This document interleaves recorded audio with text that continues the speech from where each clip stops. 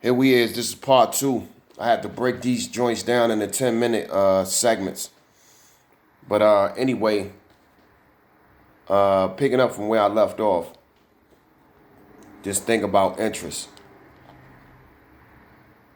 One thing that I did learn as far as learning about this interest, and see back then in uh, College Park is definitely a upbeat town. You got, far as everybody, you have the town of College Park, which the university sits on. I mean, this is like its own utopia. You know what I'm saying? People going to school. There's millions of people that, that come in and out of there. I mean, it's like $1 billion that flow like out of there. You know what I'm saying? Every semester. And I knew that it was a place where it was, economically a lot of money flowed through there. So it made sense. And you didn't have to go nowhere else to be, to go there. See, the time frame that I'm talking about is early 90s, all the way up, like from my experiences, with and learning about interest from 1994 all the way to 2010. From 1994 all the way to 2010. So that's like almost 20 years, 20 something years, of having this experience as far as like the finances is concerned with, and learning about interest and learning about investments and stuff. I talked about this shit back into the 90s. That's why I was trying to, sell the CDs. And these are just one of the experiences in my life to where as though me getting on business or whatever, you know what I'm saying? And not saying that I've always did clean business, but the more you educate yourself, the more you find out different ways on, on things that, that you could really actually get into.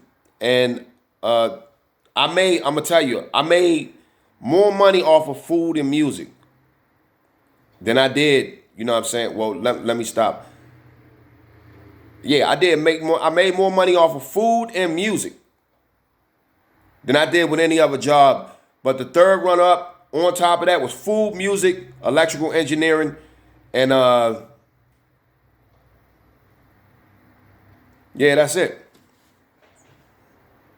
Even, back then when I dwelled in the criminal underworld, I really, I made enough, you know, but not like how niggas be portraying like they the Rockefellers or some shit. I just did that shit to go on to the next hustle to buy some time to still keep money rolling in.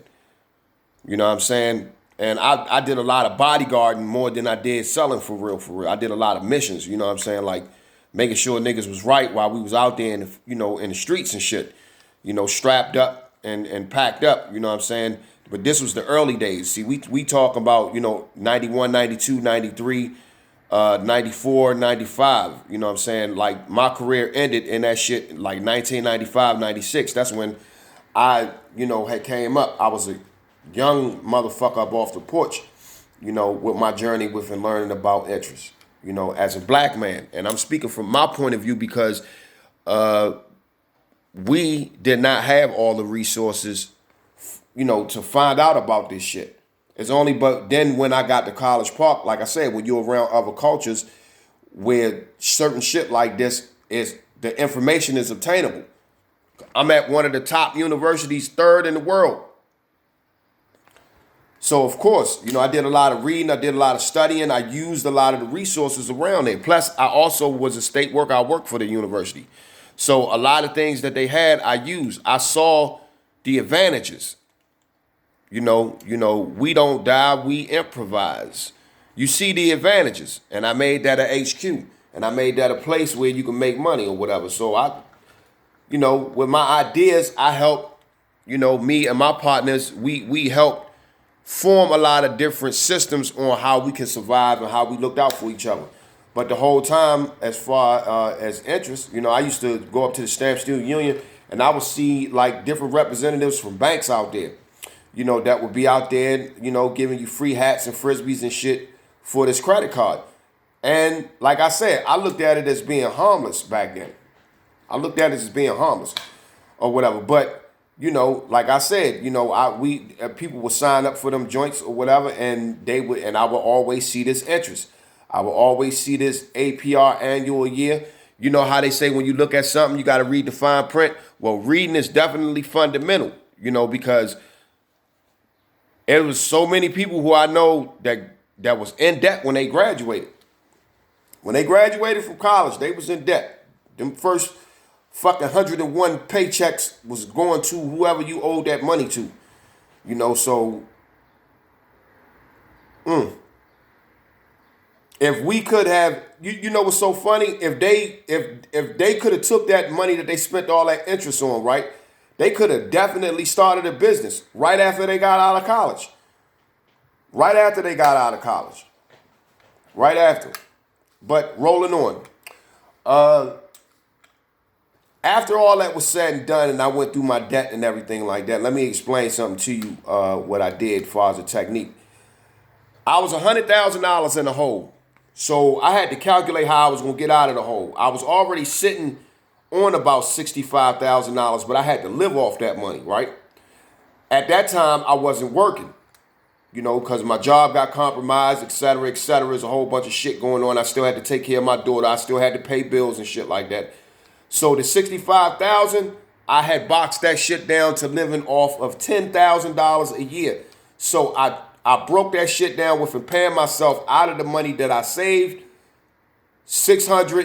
I broke it down to $1,200 a month. I made that money last me for 3 to 4 years. I didn't go out. I didn't do any of that bullshit. I had to rice and beans that shit. When I got to my mother house, and this is no bullshit, when I got to my mother house, all right, all I did was work. I didn't go out. I didn't fuck around. I didn't, all of that extra shit, all of the extra strawberry shit, the extra additives with the extra icing on that, far as going out having fun, I didn't do that shit. I worked every day. I mean, I literally went through 27 pairs of shoes doing odd and end jobs, getting myself up out of this situation after I cut everything off.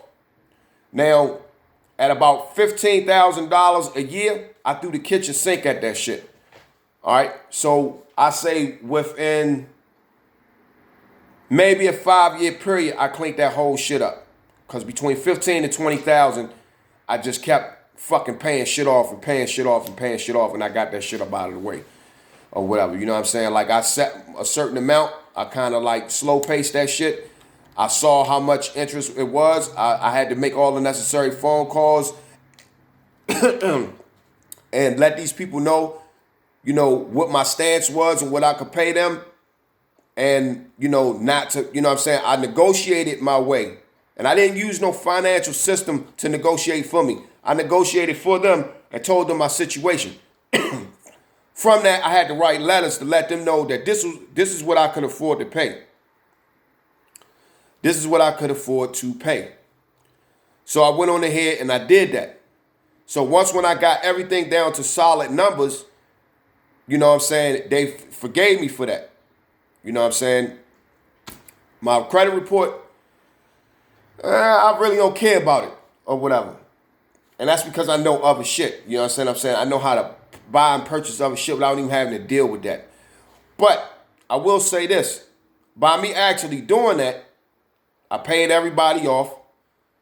I came up out of the hole. And I noticed by my investments, because I was already reinvesting back into what I was doing. By the interest on what I was making and the points that I was making on my money, all right, my profit started to double faster. So it started to snowball. And what I mean by snowballing, I wasn't partying. I wasn't doing anything out of the ordinary. You know what I'm saying? I just went to work and came home. All my food I made at home. All my fun I had was in the house. If I wanted to go out to the movies, I went out into the movies, cleaned up my room, and looked at movies at my house. You understand what I'm saying? The only thing I bought was food. And I paid rent. because, you know, when you living with moms, you know what I'm saying, you had to contribute to the house and all of that other stuff, and I helped her with some of her bills. But I made sure that I put away about 15 to 17% of everything that I actually made. You understand what I'm saying? So with that, we talk about, I did this for maybe several years. I was clear everything. I cleaned up the whole mess. All right. And I really didn't feel bad about it because I knew how to get out of debt. You know, you just cut off of whatever's taken from you out, and you stop everything until you clean everything up, and then you get your base amount again on what you're gonna start off of. So I went on ahead and started investing about $10,000 a year all the way up until this point. Now here we is in 2021. All right, this shit happened like almost 10 years ago. Damn near. So not only did I help clean my debt up, but also with the wifey, I helped her clean some of her shit up too. So it was just like we started making investments. We started, and I'm just speeding everything up. I started not to indulge anything that took money out of the house. I stopped that shit. And my dollar through the house was stronger and it stayed longer. So we have to look at that. We have to look at what's taking money from us. And I'm not saying that you can't go out because you could save up and you could actually do that. But if you got loans, all right, look at the interest. Do the interest math on top of what you owe people. If you renting anything, do the interest math on top of whatever they charging you on top of what you owe people. Because this is how they keep you in debt. They tell you can go ahead and, you know, give us a set payment or whatever, and for the next 30, 40 years, you paying them this amount. So you done paid for two for the price of one. That's what the interest does. But if you reverse that shit and you look at how you could use interest, your money would compound faster if you didn't have people fucking with you and trying to take shit from you. And this is why I say that we have to take a different approach, and we have to know how we can use interest to our advantage. Now, one thing that I will say, the best thing to do to ever do is invest in other people. The best thing that you could ever do is invest into other people, because other people need help. And you can get paid off of that. You know what I'm saying? Their need for cash while you're down here on this earth is always going to be. All right. And that's just the nature of things when you set your financial engine up or whatever. So, you know, certain different pieces of cash, when you get it, you have to put it back out into what you're doing. All right. You have to build the equity up. It's just like when you pay your mortgage to your house, you're building your internal equity up. So you have to build your internal equity up with yourself. If you pay your rent up for 6 months, do that. All the basic necessities that you need, especially the shit that people have a hard time dealing with out here, pay that shit up. When we was in college, right, to pay for your room and board, when you went down to the Mitchell building, which is the place that you had to go to, in a building called the Lee building down there. At Maryland University is where you pay for all your books, your room and board, and all that other shit, right? Once when you pay $5,000 for your room and board, you got your meal card and what you was going to eat and everything else. It's like no difference than, you know, jail or college where you put money on your books. You paid for your books. Your living quarters and your eating quarters was paid up for that semester. So you knew for 6 months or between 4 to 6 months that you had somewhere to stay. Alhamdulillah, excuse me. And you had somewhere to, you had something to eat. All right. So a lot of my homies, you know, that I stayed, you know, in the dorms with or whatever, had a tuition, you know what I'm saying, needed to be paid and shit like that, you know what I mean? And we all helped each other out. So we would pay all that shit up front. When we would work during the summertime for the different divisions, like furnishings, carpentry, to renovate the buildings or whatever, you know, on Maryland University had jobs like that where you could work like that. You pay for your room and board. You pay for all that shit up front.